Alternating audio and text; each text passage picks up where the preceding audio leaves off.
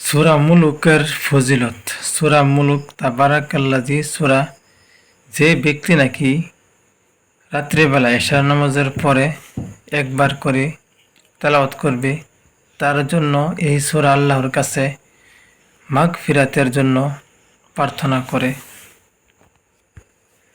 সেই অনুযায়ী তাকে আল্লাহ পাক মাফ করে দেন।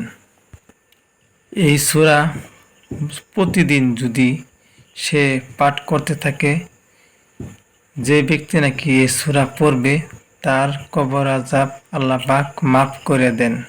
যখন নাকি নতুন চাঁদ উঠে মাস শুরু হয়, সেই মাসের মধ্যে যদি এই সূরা প্রথমে পাঠ করে চাঁদ দেখে, তাহলে পুরো মাস এই সূরার বরকতে সেই পাঠ করা ব্যক্তির সুখে সংসার চলে, কোনো দুঃখ কষ্ট আসবে না।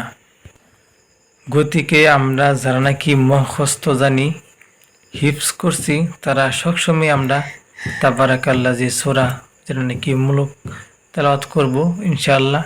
আর যারা নাকি শিখেন নাই, তারা অবশ্যই কোরআন শরীফ খুলে এশার নামাজটা পড়ে ডেইলি এই সূরাটা তেলাওয়াত করবেন। দেখবেন আপনাদের সুখের সংসার শুরু হবে, কবর আযাব মাফ হয়ে যাবে।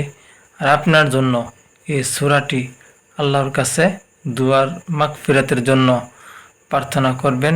আল্লাহ পাক আপনাকে সমস্ত গুনাহ এই সূরার বরকতে আপনাকে মাফ করে দিবে।